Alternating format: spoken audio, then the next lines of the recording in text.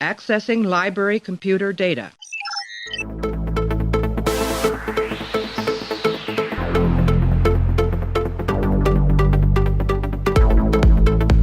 And to make sure history never forgets the name Enterprise. Hey everybody, welcome to the Pensky Podcast. If you haven't tuned in before, this is a podcast where we are going through all 178 episodes of Star Trek The Next Generation, giving our thoughts and feelings about each and every one. Right now we're up to episode 2 of season 3. This one is called The Ensigns of Command. It was directed by Cliff Bole, written by Melinda Snodgrass, and it aired back on October 2nd, 1989. We're almost out of the 80s. We're coming up. We're going to turn into the 90s. All very excited for children of the 90s to turn that page. Anyway, this one, Commander Data must convince a reluctant colony of more than 15,000 people to prepare for immediate evacuation, while Captain Picard attempts to negotiate a 3-week reprieve from aliens intent on colonizing the planet themselves in 4 days and wiping out any humans found there. Ensigns of Command. It's just going to be me talking about that one, so it's going to be probably a shorter episode, but we'll try to cover all our bases. So right after this break, let's get into the Ensigns of Command. You see this? You have any idea what it is? Or what it means? It is water. A substance composed of 2 atoms of hydrogen. It's not water. It's blood and it's sweat. It's the result of 90 years of combined effort. This isn't a town. It's a monument to every man, woman, and child who's lived and died on Tau Cygna 5. Goshevin, you're talking nonsense. Am I? My grandfather is buried on that mountain. He died in a rock slide surveying the route for this aqueduct. This colony exists because of his sacrifice, and the sacrifice of thousands of others. No, we are not leaving. The Sheliak will not accept humans on their planet, and they will not hesitate to use force to remove you. We'll not be bullied off our land, not by you, and not by the Sheliak. Hey everybody, welcome back. So the Ensigns of Command. This was supposed to be, this was produced the first of the 3rd season. I don't know why it didn't air first, but Evolution aired before this one, even though it was produced after. But this one, I think this kind of makes sense. This one felt a little bit more early season-ish than Evolution did to me.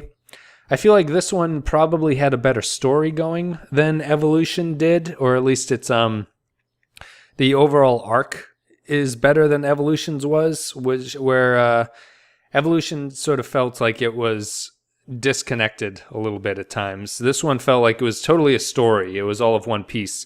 I feel like it was a little bit of season 2 in it. So I guess to break it down, what happens here, the Enterprise gets an automated message from these aliens called the Sheliak. They're telling us that the Federation needs to remove humans on this planet, Tau Cygna 5, I think that's how you pronounce it, in 4 days. And the Sheliak are an aggressive non-humanoid species who are going to exterminate humans found in their path. And the only thing preventing this from already happening is that the Federation and the Sheliak have a treaty, and the Sheliak seem to be very by the book, very literal-minded people, because they obey every word of this treaty, which is over 500,000 words, as I think Troy tells Picard that. So anyway, they go to this planet, and Data beams down because it's a planet covered in radiation, so only Data can survive. He meets a group of people who don't want to leave, and Data says, you got to leave, you're going to get killed, and they say, no, we don't want to leave. And so Data tries to convince them, he fails. The leader of the planet's kind of a dick, and he tells Data that they're not leaving. He shoots him with a stun gun or something. Data wakes up and manages to convince the colonists of this planet that they have to go. He does that by destroying their aqueduct system and saying that the Sheliak are going to do even worse than that, and they should all leave if they want to survive. And up in the Enterprise, Picard is basically going through this treaty, trying to figure out a way to delay the Sheliak. He's very unsuccessful until he finds a loophole in the treaty where he can request arbitration from another species, and he chooses a species that is in apparently a hibernation stage for 6 months. So because the Sheliak are so literal and bound by the word of law or the words of these treaties, they are forced to come to terms with Picard. They give him the 3 weeks he needs to get the colonists off the planet. Bada boom, bada bing. That's the end of the episode. So I think to break it down to 2 parts, I liked the Picard Enterprise Shellyak stuff a little bit better than the data on the planet, I think. Even though I don't think that this Picard storyline could get any more Star Trek-y, particularly next-gen Star Trek-y, where he's basically debating a bureaucratic system and trying to find a loophole in this incredible bureaucracy to allow himself to get what he wants done. There's not a lot of action. The Shellyak are sort of positioned as a threat, but they're seen as a threat to the colonists. They're never seen as a threat to the Enterprise. And Picard's storyline is really all about just sort of delaying these people and then finding a loophole in this law, and he eventually does. And the loophole feels a little bit, I don't know if it's undeserved. It feels right, like the resolution of the story makes sense, and it kind of fits with what the Shellyak had been portrayed as. It does kind of feel like a Deus Ex Machina thing. It's not that bad because we're told that the treaty is probably going to have an answer, and it does. It's one of those things I think that you'd feel like they could run this document through the computer system and the computer would be smart enough to tell them what the best course of action is. That's kind of my main problem with it, which is fine in terms of the story. It doesn't really affect the story all that much. It's just one of those weird logic things where you'd figure they'd have an easier time instead of running into a wall over and over as they do when they try to just persuade the Shellyak on like an emotional level, and the Shellyak don't really care. You'd think that they would just, their first course of action would be, well, someone needs to read this treaty, and since Data's gone, it might as well be the ship's computer, and we need to figure out a way around this situation.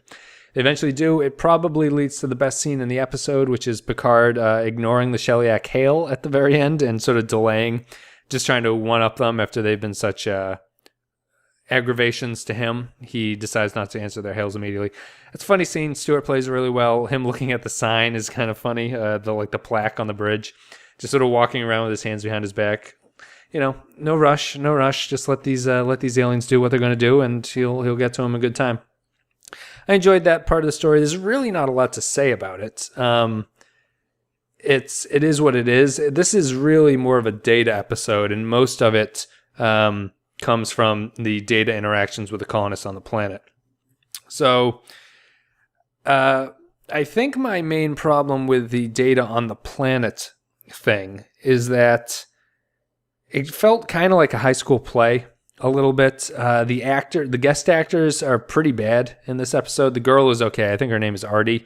But the guy who plays the leader, whose name is Deveshan or something similar like that, where is he? He's not even listed. He's not listed in the guest actors. Well, whatever. The leader of the planet is a terrible actor. Everything's shot very wide. I know I noticed in Evolution that the over-the-shoulder shots were better. And they don't do that. This felt like much more of a season 1 or season 2 direction than Evolution did. Evolution felt a little bit more finesse in how the camera was moving and how they were shooting things. The lighting is still excellent in these season 3 episodes, but generally it's shot like a school play. It's a lot of people standing around, and you don't do actors a lot of big favors when you shoot that way. It's tough for them to get emotion across, and I don't know if this guy getting any close-ups would have helped, but he speaks very, very flatly, sort of bad actory in that like just sort of flat, overly gravitas way of speaking where you can't really relate to him. Comes across as kind of a dick. The other colonists are okay. They're both basically just there to say a couple lines and not get in the way and just provide bodies in the background. But I felt it was not particularly written well, the whole Data trying to convince things. It almost felt like Data had downloaded Public Speaking 101 when he started making his proclamations in front of the crowd in this one. He does it a couple times. He tries, I think he's just trying to do different, sort of appeals to them. The first one is an emotional one where he's like, you're all going to die, but you're going to die heroes, and trying to sort of reverse psychology them into not wanting to stay, just by saying that their deaths are going to be valiant and all that stuff. And the children will die, but they'll be remembered as heroes and yada, yada, yada. And then he turns into basically a scene from Rambo or something where he manages to fix a phaser so that it works, because the phasers are inoperable on this planet because of the radiation. Same with the transporters and all that stuff.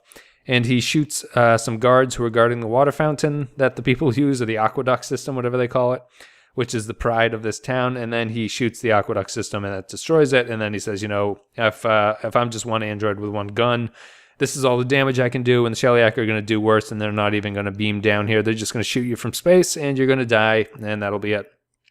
And for some reason, that seems a more effective sort of convincing than the other one did, even though I don't think the speeches are all that different from each other. The first one's a little bit more subtle, so I don't know if the implication is that the colonists are just too stupid to understand what they're talking about. The colonists are kind of stupid.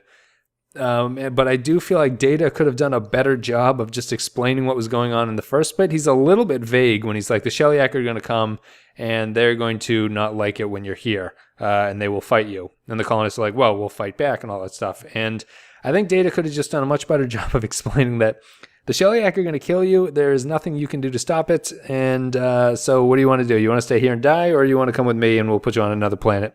You can rebuild your aqueduct system and dig up your grandfather who's buried on the mountain, or whatever that situation is.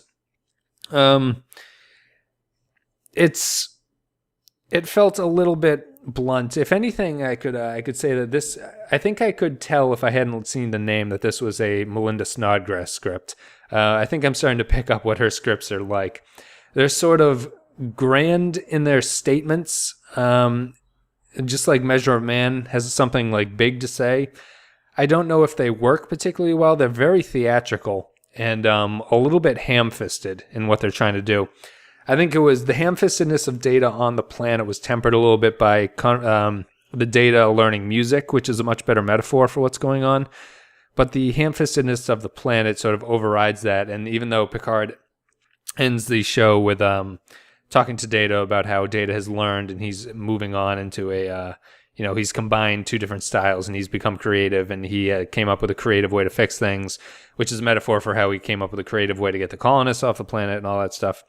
I do feel that the Snodgrass scripts are big ideas that are done a little bit poorly. I think Measure of a Man is generally an overrated episode. I don't think this one is that great. Her other one was... I forget what our other script was. It was in season 2. I feel like it was along the same lines, but someone will remind me of that. But I feel like that's what Snodgrass scripts are all about. So they're a little bit of a big idea that is not particularly executed well. Although I did appreciate learning the little tidbit that Chief O'Brien plays the cello and is apparently quite a master cellist. Yo-Yo Ma of the 25th century, 24th, whatever we're in now. I appreciated that. The other thing I thought was kind of just some random observations now, I guess. The other thing was that was interesting was this is probably the harshest that Command has ever been to engineering and Data. Riker has that scene where Data is complaining that he doesn't know what to do and he can't convince them. And Riker gives him pretty harshly, just says, use that big positronic brain of yours and come up with something to do. It makes sense. I'm not saying that it's out of character for Riker to do, but it's the first time we've really seen the commanders, including Picard and Riker, really lay into underlings or try to talk to them in a way that's aggressive to try to get the job done. Picard also does it with the running thing in this one is that Geordi is trying to fix the transporter so that they can beam the colonists up. And he actually doesn't succeed in fixing the transporter. It's kind of a nice about face on the whole, we'll use the magic transporter to save the episode. They don't do it. Geordi can never actually get that job done, and he fails by the end of it. But Picard has the runner is basically just Geordi being unable to get this done, and Picard coming in and constantly harassing him, saying like, "Mr. Forge, I need this thing working," and them going, "Well, that's what the captain does. That's his prerogative." And it was the most aggressive command that I've seen with the lower officers. I thought that was interesting. It's just something I don't think I've ever seen in first or second seasons, and it makes sense. I don't think that it was the wrong thing to do in this one, but it does. It was certainly jarring, I guess, would be the way to describe it. Anything else here? I mentioned my high school play. Are Picard and Beverly dating now? Is that the thing that's going on? They're going to see music together. They seem to be spending quite a bit of time. I guess the show is reintroducing us to Dr. Crusher after she's been gone for so long. But I sensed a little bit of fireworks, and I did appreciate the scene where Picard gets called away and Data notices him leaving, thinking that he's leaving because his playing is terrible, when actually he's just leaving because the Shellyak are about to exterminate 15,000 people. I don't really have much else to say about this one. I don't think it's a great episode. I don't think it's really. I think it's like slightly below average. Probably would be the way I would describe it. It felt a little bit old. It's, I appreciate the way that they ended it. The overall narrative arc makes a lot of sense. I just don't know how satisfying it was in the long term. I feel like it could have been pumped up a couple bits of emotion. It's sort of flat, and the stakes are high, and which makes the emotions seeming flat a little bit weird.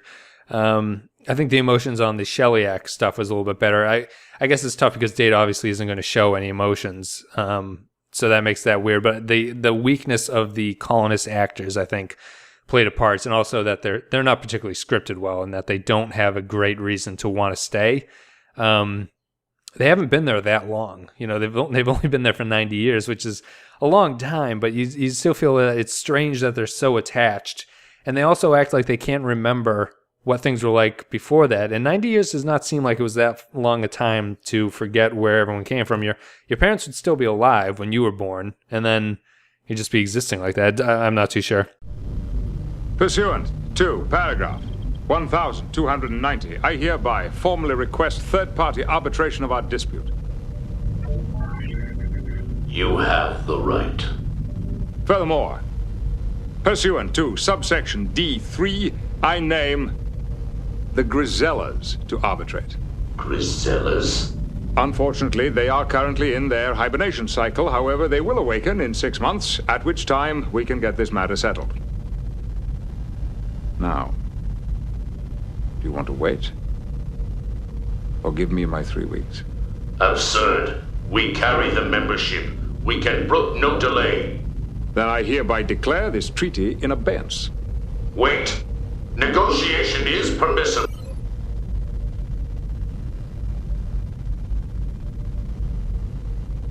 You enjoyed that.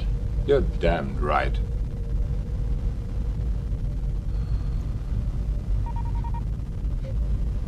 Captain, they are hailing us.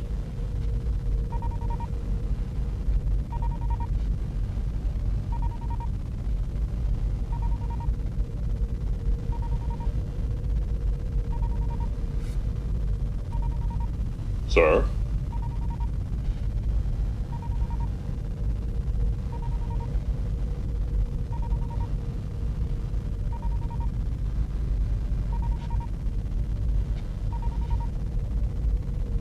On screen.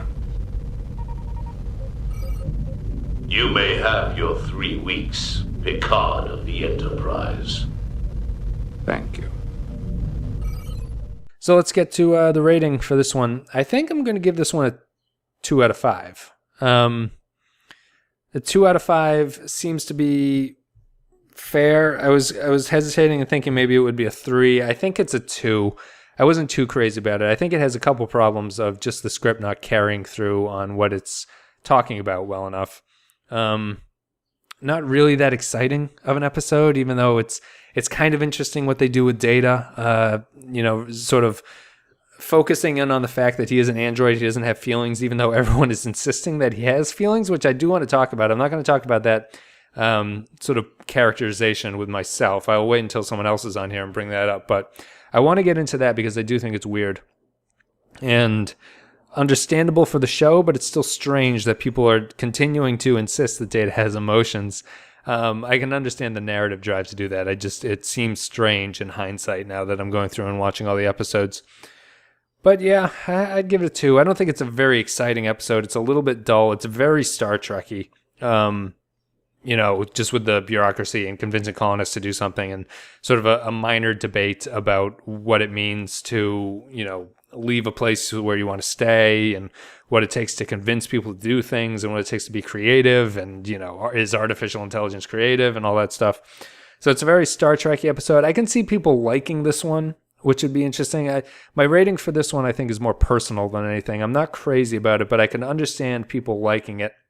I think the AV Club and Tor.com were much more positive about it than I was. Tor gave it a 7 out of 10. I think AV Club gave it a B+, which I can appreciate. I think there's problems that just hold me back from really enjoying this one. And it's a strong 2. We'll call it that, but I will give it a 2 out of 5.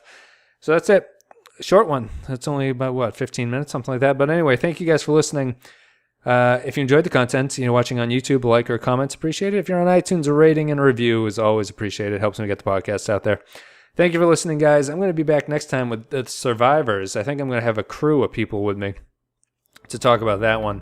One of my favorites. I'll tip my hat to that and say the Survivors is underrated, in my opinion. I really enjoy that. So I'm looking forward to talking about that one.